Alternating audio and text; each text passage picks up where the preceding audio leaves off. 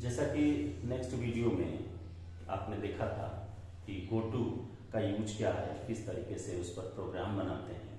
GoTo का एक programme और भी मैं बताऊंगा जिसमें कि हम रिपीट नहीं करेंगे बल्कि नीचे जाएंगे। लेकिन उसके पहले अनकंडीशनल कंट्रोल स्टेटमेंट का 3 और ऑप्शंस आपको बचा हुआ था। उसमें पहला था ब्रेक, कंटिन्यू और उसके बाद था एक रिटर्न। अब इसमें सबसे पहले मैं ब्रेक पर जाता हूं। ये ब्रेक स्टेटमेंट क्या काम करता है?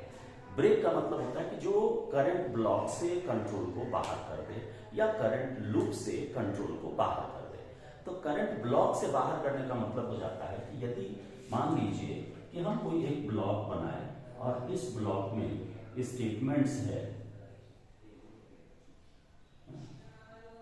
और इसके बाद यहां पर आपका लगा हुआ है ब्रेक और फिर इसके नीचे भी कुछ स्टेटमेंट्स हैं। अब यहां पर जैसे ही आप कंट्रोल ये ऊपर से नीचे आता है, आने के बाद इस स्टेटमेंट्स को जितना भी लाइन ऑफ कोड हो, 2 line 4 line 5 line single line जो भी हो उसको दिखाता है और दिखाने के बाद जैसे ही कंट्रोल इस पर आता है ब्रेक पर, तो ये इस ब्लॉक से बाहर कर देगा, यानी कि कंट्रोल को यहां से सीधा नीचे कर देगा, इस स्टेटमेंट पर जाने नहीं देगा। और इसके बाद ये प्रोसीड कर जाता है नीचे की तरफ, माने नीचे ये चला जाएगा, आगे जो भी लाइन ऑफ कोड होगा उसको ये डिस्प्ले करेगा। तो इस ब्रेक का यूज हम कहां कर सकते हैं? तो ब्रेक का यूज आप 2-3 जगह पर कर सकते हैं। वैसे रिपीटेटिव प्रोसेस में जहां की आपको एक सर्टेन कंडीशन के बाद एग्जिट कर जाना है, बाहर निकल जाना है, तब उस जगह पर हम यूज करेंगे इसको ब्रेक को। जैसे हम कोई लूप लेकर के चल रहे हैं, हम एक व्हाइल लूप मान लो ले लिया, अभी आपको व्हाइल आपको पढ़ाए नहीं है, वो जब जैसे ही मैं वहां तक कंटिन्यू करूंगा उसके बाद आपको ये बात समझ में आएगी। अब व्हाइल में आए और व्हाइल में हमने 1 डाल दिया, तो 1 का मतलब होता है ट्रू। तो ट्रू हो गया, तो कोई भी लूप है तो लूप क्या देखता है कि उसका कंडीशन ट्रू होना चाहिए। ये जब तक चलेगा तो इसका मतलब है कि उस समय तक उसका जो कंडीशन दिया हुआ है वो ट्रू है, और जैसे ही कंडीशन फॉल्स होगा यहां से वो एग्जिट कर जाता है। तो अब इसके अंदर यदि हम सपोज करो कि हम एक वेरिएबल i लिए हुए हैं और i का वैल्यू 1 है और हम चाह रहे हैं कि ये 10 टाइम्स ही प्रिंट करे, तो इन्फिनिटी का मतलब हो जाता है कि यदि हम यहाँ पर printf लगाते हैं और %d दे करके i को प्रिंट करते हैं और i++ नीचे कर ले रहे हैं और इसको यदि हम यहाँ बंद कर देंगे तो ये कभी रुकेगा नहीं, ये इन्फिनिटी रहेगा। यानी आपके स्क्रीन पर, आउटपुट स्क्रीन पर ये एक नंबर का पूरा पैटर्न जनरेट होते रहेगा जो पॉजिटिव और नेगेटिव के रेंज में जाएगा, और ये रेंज आता है आपके डेटा टाइप से। जैसे मान लो हमारा i जो है वो इंटीजर है, तो इंटीजर है तो इंटीजर का रेंज कितना है? 32,768 नेगेटिव से लेकर के 32,767 पॉजिटिव तक। तो उसके रेंज के सारे वैल्यू को ये प्रिंट करते रहेगा और ये कभी रुकेगा नहीं, ये कंटिन्यूअस चलते रहेगा, इन्फिनिटी जनरेट करता है। तो बात आती है कि आखिर इसको हम कंट्रोल कैसे करें? हम मान लो 10 ही बार चलाना चाहते हैं लेकिन इन्फिनिटी है, कोई कंडीशन डाले नहीं है, तो इसको रोकने के लिए हम यहां पर ब्रेक को यूज कर सकते हैं। इफ i = 10, यदि i 10 हो जाता है तो यहां पर ब्रेक करें। तो ये क्या करेगा कि ये लूप इन्फिनिटी था, लेकिन जैसे ही यहां पर कंडीशन ट्रू होगा, i का वैल्यू 10 होगा, तो यहां से ये क्या करेगा? ब्रेक कर देगा। यानी लूप के एग्जीक्यूशन को भी ये ब्रेक कर सकता है। तो इस जगह पर इसका यूज हो सकता है। आगे आपको जो नेक्स्ट वीडियो आएगा उसमें मैं स्विच केस आपको बताऊंगा। स्विच और फिर यहां पर आप वैल्यू दीजिए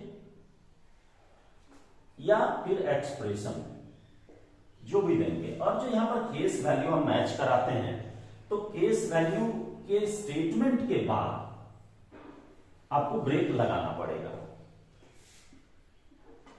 केस और मान लो वैल्यू 1 दिए और कोलन देने के बाद यदि स्टेटमेंट दिए, यहां स्टेटमेंट्स हुआ और लास्ट में यहां पर आपको ब्रेक लगाना पड़ेगा। ये इसलिए ब्रेक लगाना होता है क्योंकि केस वैल्यू 2 पर यदि मान लो ब्रेक हम नहीं देते तो इस केस में इस स्टेटमेंट को भी दिखाता, केस 2 वाले स्टेटमेंट को भी दिखाता, 3 वाले स्टेटमेंट को भी दिखा देता।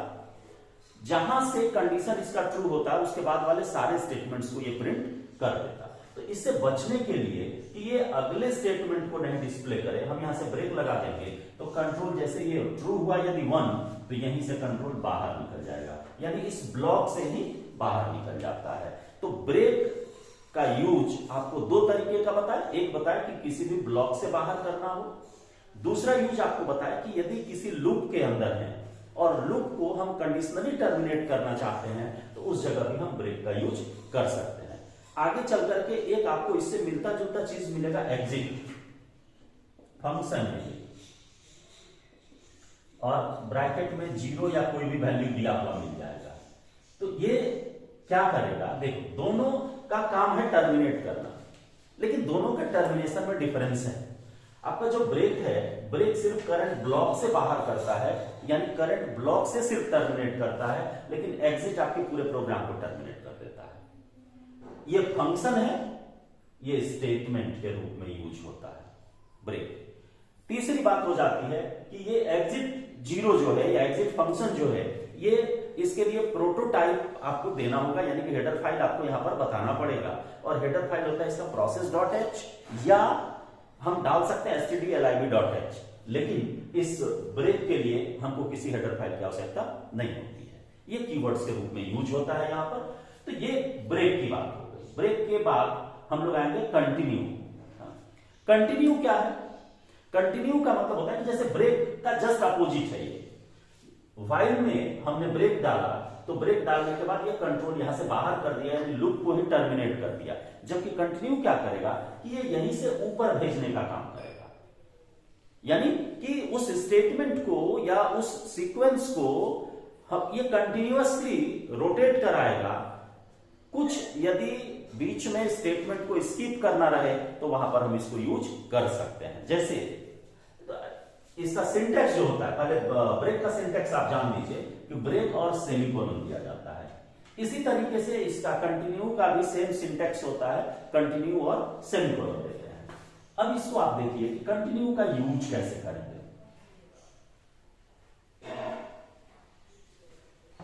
सपोज कीजिए कि यही व्हाइल लूप है और इंटीजर में यदि i है और i का वैल्यू 1 हम दिए हुए हैं और हमको ये यहां पर एग्जीक्यूट कराना है कि 1 2 3 4 5 6 7 8 इस तरीके से नंबर ये जनरेट करेगा। तो यहां पर हम दे देंगे i is less than equals to 10, कि तब तक ये रिपीट करे जब तक i का वैल्यू 10 से लेस है या इक्वल है। लेकिन हम ये चाह रहे हैं कि सिर्फ और सिर्फ ऑड नंबर ही प्रिंट करे, इवन नंबर को प्रिंट नहीं करे।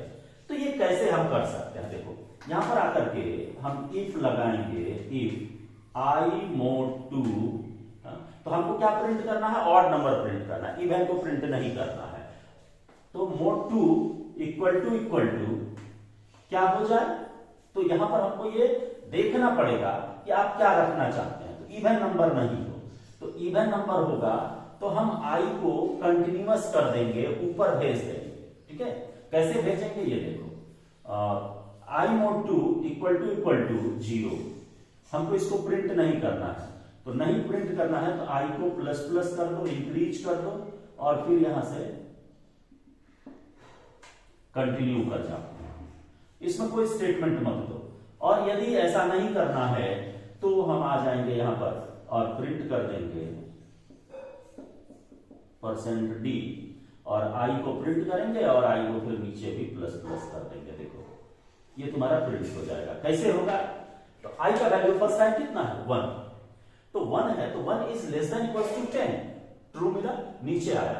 1 mod 2 इक्वल टू 0, नहीं, ये नहीं मिला तो ये नीचे आ जाएगा, इसके अंदर जाएगा ही नहीं, नीचे आया, i को प्रिंट करेगा, तो i को प्रिंट करेगा तो प्रिंट हो जाएगा 1, then i plus plus, i को 1 से इंक्रीज किया और इंक्रीज करने के बाद फिर ये इसको वापस भेज देगा कंडीशन चेक करने के लिए।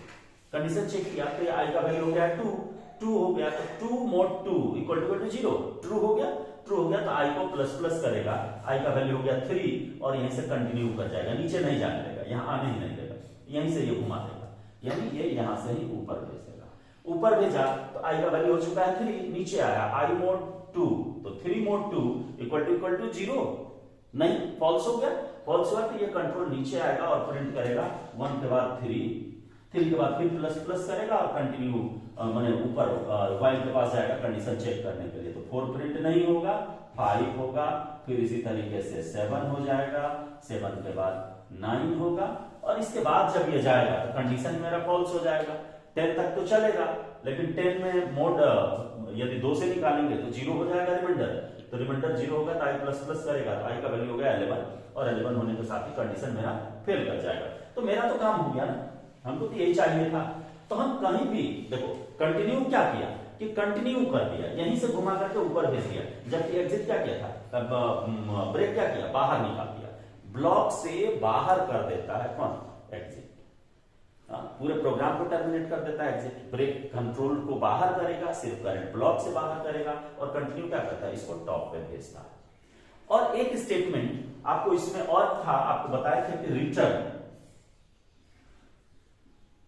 रिटर्न स्टेटमेंट ये वैल्यू या बिना वैल्यू का कंट्रोल को वापस उस जगह पर करता है जहां की फंक्शन कॉल किया गया है। तो अभी ये आपको समझने में थोड़ा अटपटा लगेगा, लेकिन आप इसके एग्जांपल्स को देख सकते हैं। मैं इसका एग्जांपल्स बताता हूं। ये भी एक अनकंडीशनल कंट्रोल स्टेटमेंट है।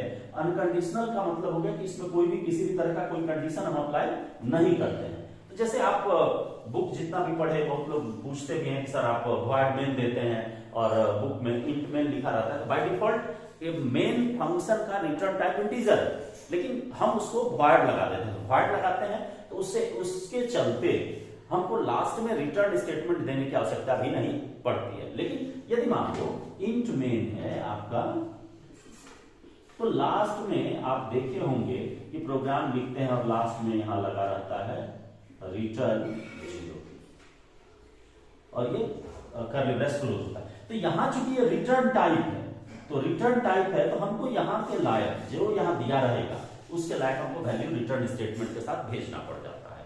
तो यदि इंटीजर दिया है तो हम 0, 1, 2, 3, 4 कुछ भी भेज सकते हैं। और मेन से जो वैल्यू रिटर्न होता है ये किसके लिए होता है, ऑपरेटिंग सिस्टम के लिए होता है, ओएस के लिए होता है। ऑपरेटिंग सिस्टम को ये रिटर्न करता है। ये तब के लिए था मेन के साथ इंट जो लगता था इसका यूज, जबकि मेरा डॉस बेस्ड सिस्टम चला करता था। लेकिन अब तो विंडोज बेस्ड सारा चीज हम लोग यूज करते हैं, यानी कि CUI यूज नहीं करते, यहाँ जनरली हम लोग GUI इन्वायरमेंट को यूज कर रहे हैं। ऑपरेटिंग सिस्टम मेरा GUI है, पहले CUI चला करता था। तो हम कंपाइलर को ये बताने के लिए कि ऑपरेटिंग सिस्टम मैंने कंपाइलर ये बताता था ऑपरेटिंग सिस्टम को कि मेरा प्रोग्राम सक्सेसफुली चला या नहीं चला, इसके लिए इंडिकेशन था। तो रिटर्न स्टेटमेंट विथ और विदाउट वैल्यू फंक्शन से ये रिटर्न करता है। फंक्शन से ये रिटर्न करेगा। अब जहां भी उस फंक्शन को कॉल किया गया रहेगा उस जगह पर ये वैल्यू या बिना वैल्यू का कंट्रोल को वापस कर देता है।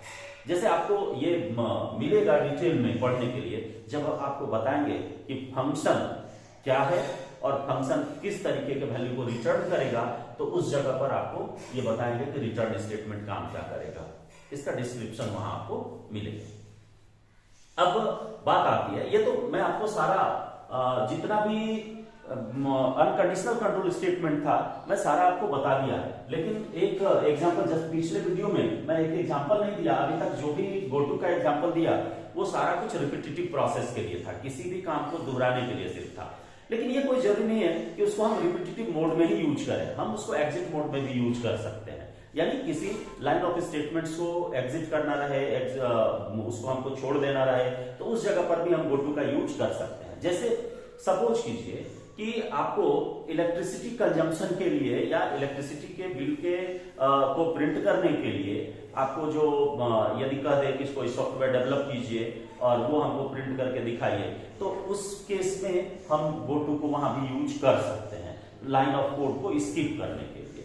या सबसे साधारण सा चीज आपको हम बताते हैं कि कोई भी दुकानदार यदि सेल करता है तो हम परचेजर हैं, हम परचेज कर रहे हैं, तो परचेज किए तो हमको डिस्काउंट मिलेगा। तो डिस्काउंट हम कैसे कैलकुलेट करेंगे, जैसे यदि कंडीशन दिया गया रहे कि यदि TP total purchase is greater than 5000 तो आपको हम देंगे 10% डिस्काउंट, 10%, यदि बिलो होता है, तो बिलो होता है तो आपको हम देंगे 5% डिस्काउंट। तो ये यदि सवाल है और इसी का सॉल्यूशन यदि हम GoTo के थ्रू करें तो भी हो सकता है। तो कैसे होगा हमको यहां दिखाना, इस सवाल का सॉल्यूशन नहीं है बल्कि GoTo का वो यूज आपको बताना है कि जो कि हम कंटिन्यूअस प्रोसेस में अभी तक यूज किए थे, ये कंटिन्यूअस प्रोसेस में यूज नहीं होगा बल्कि एग्जिट के प्रोसेस में यूज होगा। कैसे होगा ये देखिए। तो सपोज कीजिए कि हमने यहां इसी प्रोग्राम को इंप्लीमेंट करते हैं, stdio.h void main,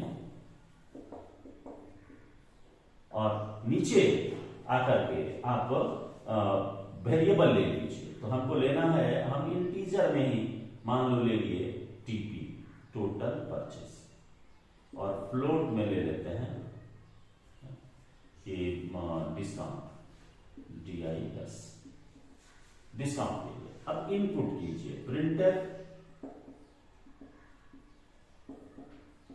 inter total purchase amount,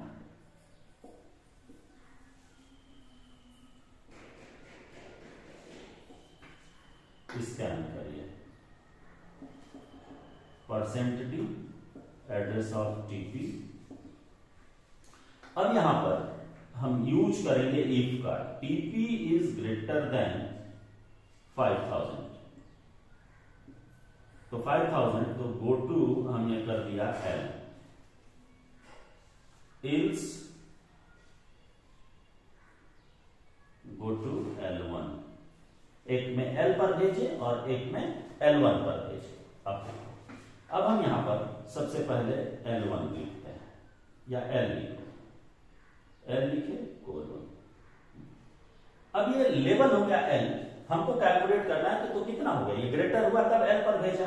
अब यहां पर आप डिस्काउंट निकाल लीजिए, DIS इक्वल टू कितना परसेंट का था, 10%, तो 10% किसका, TP इंटू 0.1 या 0.10, तो ये डिस्काउंट निकल जाएगा। और यहां से फिर हम GoTo कर देते हैं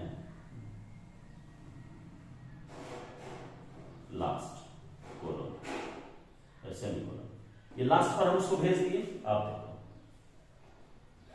जब ये लास्ट पर भेज देगा, अब हम L1 को पहले यहां इंडिकेट कर देंगे, L1 में कितना परसेंट है, 5% कैलकुलेट करना है। DIS और सॉरी स्मॉल है डी, यहां भी डी स्मॉल करिएगा, DIS डिस्काउंट इक्वल टू कितना परसेंट करा, 5%, तो TP इंटू 0.05, ये कैलकुलेट हो गया। इसके बाद हम इसमें GoTo नहीं करेंगे, हम ये इसलिए किए क्योंकि हमको इसको स्किप करना था, इसलिए हम यहां पर लगा दिए। अब देखो यहां पर दे दो लास्ट और यहां प्रिंट करा दो आप,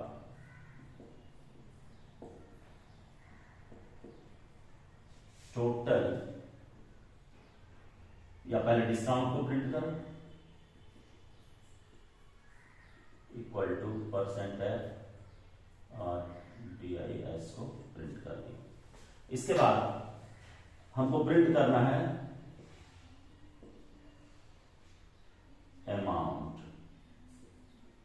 अमाउंट हमको कितना लगना है, तो जो डिस्काउंट मिला वो टोटल परचेज में घटा देंगे। तो हम यहां लिखेंगे %f दे दीजिए, TP माइनस DIS, और यहां पर आप रिटर्न कर जाइए, या रिटर्न नहीं भी कीजिएगा तो कंट्रोल को बंद कर दीजिए। अब देखो GoTo वही है, लेकिन यहां पर हमने इसको यूज किया क्या, एक सीक्वेंस में, कि TP यदि ग्रेटर होता है 5000 से, तो मान लो हम 6000 रुपए की परचेजिंग कर लिए, तो 6000 तो ग्रेटर होगा तो भेज दिया हमको कहा L पर यहां भेजा, डिस्काउंट कैलकुलेट हो गया TP इंटू 10, उसका 10% निकला डिस्काउंट में, और ये फिर हमको भेज दिया कहां, GoTo लास्ट पर। तो कंट्रोल इसको स्किप करते हुए हम कहां पहुंच गए, यहां आने के बाद हम प्रिंट कर दिए किसको, डिस्काउंट को, और फिर प्रिंट कर दिए अमाउंट को, पेबल अमाउंट कितना है। आप लिख सकते हैं मैसेज में payable amount equal to TP minus discount. अब देखो अब यदि मान लो कि हम कम वैल्यू देते हैं, हमको 10,000, 7,000, 8,000 नहीं दे करके यदि हम परचेस कर लिए 3,000 रुपये का या 5,000 रुपये का, तो वो लेस हो गया, ग्रेटर तो हुआ नहीं 5,000 से। यदि 3,000 रुपये का हम परचेस किए तो 5,000 से ग्रेटर नहीं हुआ तो कहां चला जाएगा? इल्स में गया तो गो टू, ये भेज दिया कहां? L1, ये यहां डायरेक्ट भेज दिया। L पर ये नहीं जाएगा, इस जगह पर नहीं जाएगा, ये पहुंचा दिया कहां? L1 पर। अब यहां से डिस्काउंट मेरा कैलकुलेट होगा कितना परसेंट? उसका 5%। और यहां से तो कहीं ये भेज नहीं रहा है, तो ये कहां जाएगा? टॉप डाउन अप्रोच में एग्जीक्यूट करेगा। तो लेबल है नहीं है, इससे इसको कोई मतलब नहीं रहेगा, यहां आएगा और इसको डिस्प्ले करेगा, इसको डिस्प्ले करेगा। तो देखो यहां पर अंतर हमको यही हो गया कि एग्जिट मोड में ये काम कर रहा है, मतलब ये यहां से डायरेक्ट ट्रांसफर कर दे रहा है नीचे की तरफ और यहां से ये बाहर निकल जा रहा है। तो ये रिपीटेशन में भी हम यूज कर सकते हैं और रिपीटेशन के अलावे हम एग्जिट मोड में भी इसको यूज कर सकते हैं। तो ये हमने जो पिछले वीडियो में बनाया या बताया आपको, उसमें यही चीज हमने दिखाया कि हम गोटू का यूज रिपीटेटिव प्रोसेस में कैसे करेंगे। लेकिन ये कोई जरूरी नहीं है कि हम हर हमेशा रिपीटेटिव प्रोसेस में ही यूज करेंगे, ये डिपेंड करेगा आप पर कि आप किस तरीके से इसका यूज करते हैं। ठीक है, तो मैं आज इतना ही इसमें रखूंगा और अगले वीडियो में मैं आपको बताऊंगा कि स्विच केस का यूज आप कैसे करते हैं, स्विच केस क्या है और कैसे उसको यूज करेंगे। और इसके अलावा फिर नेक्स्ट वीडियो जो मेरा चलेगा वो चलेगा आपका लूप के बारे में। ऐसे मैं जितना भी वीडियो इधर बनाते जा रहा हूं तो कुछ वीडियो पहले का भी बना हुआ है, आप देख सकते हैं। व्हाइल लूप के बारे में आपको ऑलरेडी मैं बना करके वीडियो डाला हुआ हूं, वहां से भी आप देख सकते हैं। और अलग कोई इसके अलावे यदि किसी भी तरह का कोई कंटेंट्स आपको चाहिए या कोई क्वेरी है तो आप मेरे टेलीग्राम चैनल से जुड़ सकते हैं, लिंक डिस्क्रिप्शन में मैं दे दिया हूं, वहां से आप उससे जुड़ सकते हैं। मैं सारा कंटेंट्स वहां डाल दूंगा इससे रिलेटेड, और उसके अलावा आपकी जो क्वेरीज होगी उसका आंसर भी मैं करूंगा। तो आप लोग सभी लोग जुड़िए मेरे टेलीग्राम चैनल से। धन्यवाद।